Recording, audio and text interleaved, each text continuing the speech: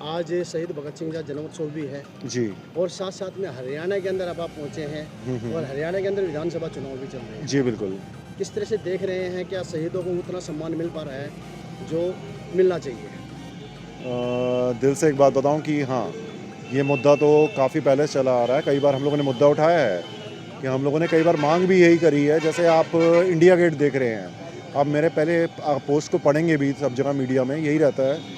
भारत जो India gate है उसके सामने दुनिया सर झुका रही है, लेकिन किसी को ये नहीं पता कि इंडिया गेट पे उन सैनिकों के नाम लिखे हैं जिन्होंने अंग्रेज़ों की सेवा करी थी। तो मैंने सिर्फ एक प्रश्न पूछा था लोगों से, क्या इसमें भगत सिंह का नाम लिखा है, महात्मा गांधी का नाम लिखा है, सुभाष चंद्र बोस का नाम लिखा है? नहीं, अंग्रेज़ों की बनाई हुई चीज़ है। हम लोगों ने कई मुद्दे इन पर रहे हैं। हमने कहा कि आप उसे तोड़ नहीं सकते, एक स्मारक है पुराना, उसके बगल में आप उससे बड़ा भारत द्वार बनाइए। भारत द्वार में सारे क्रांतिकारियों के नाम लिखी है उसके अंदर। जब एक बच्चा जाके पूछेगा कौन है भगत सिंह, तो जवाब देना पड़ेगा माँ बाप को। जो खुद आज की डेट में क्या हो रहा है आप देखिए, सबसे बड़ा जनता को ही पकड़ते हैं, नेताओं को तो हम कह देते हैं। हमने इंडिया गेट में के बाहर में जो लेन अलाउड नहीं है, वहाँ पर हमने लेन को रोक दिया, बाहर रोड को। हमने लोगों से पूछा उस दिन 23 मार्च के दिन, आज कौन सा दिन है? हमने कहा भारत भगत सिंह की जय, भगत सिंह की जय, सारे। मैंने कहा कि आज कौन सा दिन है? किसी को ये नहीं पता, शहीदी दिवस है।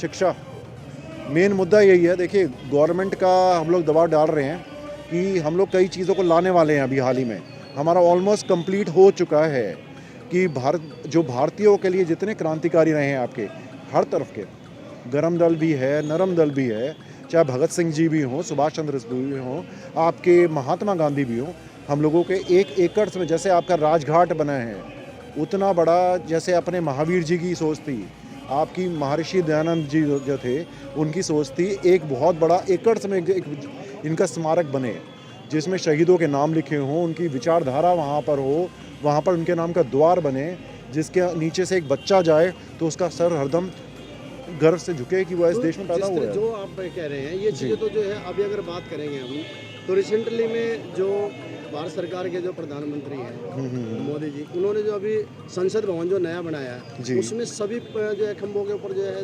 ये चीज़ें दर्शाई गई है। सभी जितने भी शहीद हैं हमारे देश के, चाहे वो किसी भी दौर में हुए हों, वो सभी का जो है फोटो चित्र समेत जो है उनकी पूरा ब्यौरा दिया गया है।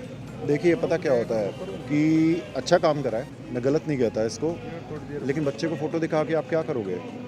जब तक आप क्रांतिकारियों की विचारधारा को उस बच्चे तक नहीं लेके जाओगे। भगत सिंह का आजकल बच्चे हमें छोटे छोटे मिलते हैं, गांव में जाते हैं, हाथ में पिस्तौलें पकड़ लेते हैं, कहते हैं हम भगत सिंह हैं। ऐसे तो भैया, ऐसे ही अगर बंदूक उठा के ही भगत सिंह बनना है तो जितने आतंकवादी हैं वो भी भगत सिंह ही हैं सारे।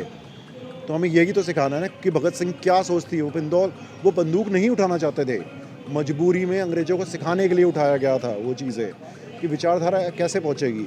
आप मूर्तियाँ लगाइए, हम गांव जाते हैं, मूर्तियाँ लगती हैं, लोग सर झुकाते हैं, लेकिन किसी को ये नहीं पता भगत सिंह हैं कौन। बस भगत सिंह क्रांतिकारी हैं, बस यही। इसमें आप जो है दोषी किसको मानते हैं? क्या अब तक का जो शिक्षा तंत्र रहा? शिक्षा सबसे बड़ा, शिक्षा जो होनी चाहिए, जो बच्चों को असलियत में चीज़ पहुंचनी चाहिए ना, वो चीज़ नहीं पहुंच रही। बस यही मसला है कि बच्चों को अगर ज्ञान दिया जाएगा ना तो बच्चे खुद जानेंगे इस चीज़ को, तो आतंकवादी नहीं देशभक्त बनेंगे। चलिए, जय हिंद। अभी आप किसी पार्टी को यहाँ मोटिव करने के लिए आए हैं? देखिए, किसी प्रमोशन में आए या खाली ऐसे अपना? नहीं, हमारे लिए चाहे कांग्रेस हो चाहे बीजेपी हो, हमें तो ये चाहिए कि हमारे एरिया में जो काम करेगा वो हमारे लिए सुपर्ब है, वही महान है बस। क्यों, हमें किसी से मतलब नहीं है। आपने अभी बीजेपी कहा था कि मोदी जी ने बनाया, तो हमने तारीफ़ करी उनकी। अगर कांग्रेस ये काम करेगी यहाँ पर, हम उनकी भी तारीफ़ करेंगे। हमें तो गरीब के पेट तक खाना चाहिए कि रोटी पहुँचे, उसे नौकरियाँ मिले और शहीदों की उनके बारे में ज्ञान मिले उनको। यहाँ पर कोई नकारा ना घूमे ना, हर एक के बाद नौकरी होगी, रोज़गार होगा, किसान के हाथ में अन्न के पैसे होंगे, जब गरीबी नहीं होगी तो तारीफ़ तो सबकी ही की जाएगी ना। जी। जय जी के बारे में क्या कहना? जी, जय जी के बारे में क्या कहना है? इनके बारे में सुना है काफ़ी मैंने कि जय भगवान जी ने काफ़ी गांव के लिए काम करा है यहाँ पर। तो मैं कहता हूँ कि देखिए, आप अगर कर रहे हैं तो मैं कहता हूँ इसको आप जीतिए भी। मैं भगवान की प्रार्थना करता हूँ, बाकी आपकी किस्मत है कि जनता आपको चुनेगी इस चीज़ में। मैं तो प्रार्थना करता हूँ आप जीते तो भी आप इस चीज़ को आगे लेके जाएं ना, कि ये ऐसा नहीं कि आप इलेक्शन जीत गए बाद में आप वो काम बंद कर दें, फिर तो कुछ नहीं होगा चीज़ें कि अगर आपको अपनी गरिमा बना के रखनी है, देश के लिए काम करना है, तो कहीं ना कहीं आपको उससे भी ज़्यादा काम करना पड़ेगा। बच्चों को शिक्षा देने के लिए स्कूल लेवल बढ़ाना पड़ेगा आपको और रोज़गार पैदा करना पड़ेगा। जय हिंद। तो आज क्या संदेश देना चाहेंगे आप युवाओं को?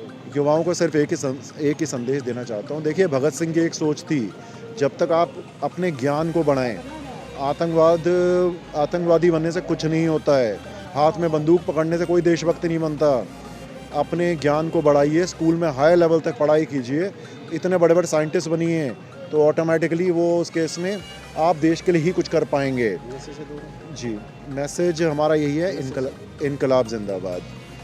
जी, अपना क्या है? मेरा सपना यही है कि देश में रोज़गार हो, और जो नशा आजकल देश में फैल गया है ना, छोटे बच्चे, अभी हम लोग जिंदल कॉलेज की तरफ से निकल के आ रहे हैं, तो वहाँ पर से हालात देख रहे हैं कि छोटे छोटे बच्चे वहाँ पर शराब की बोतलें हाथ में लेके खड़े हुए हैं और पुलिस कुछ नहीं कर रही।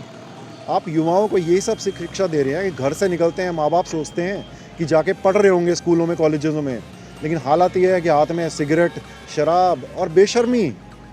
कानून होने चाहिए, बच्चों को शिक्षा भी दी जाए, अगर नहीं मान रहे तो पुराना डंडे वाला हाल होना चाहिए कि डंडे पड़ने चाहिए तभी सीखेंगे। प्यार से समझाओ, नहीं होता तो फिर डंडबाजी। प्रताड़ना नहीं हो जाएगी? प्रताड़ना कभी कभी करनी पड़ती है, क्या तो कब तक समझाओगे? बच्चा नहीं मानेगा। पहले स्कूल में इतने बड़े बड़े लोग निकले हैं, जब तक हमारे शिक्षक से मैं डंडा पड़ता था, वो तो आज कहते हैं, उस डंडे को पूछते हैं, मेरे शिक्षक ने मुझे डंडा नहीं मारा होता तो मैं इतनी हायर पोस्ट पे नहीं पहुंचता। ये सच्चाई है चीज़ें, और हम तो प्रार्थना करते हैं नशा और ये बेरोज़गारी, ये दोनों का अंत हो देश के अंदर और अज्ञानता खत्म हो।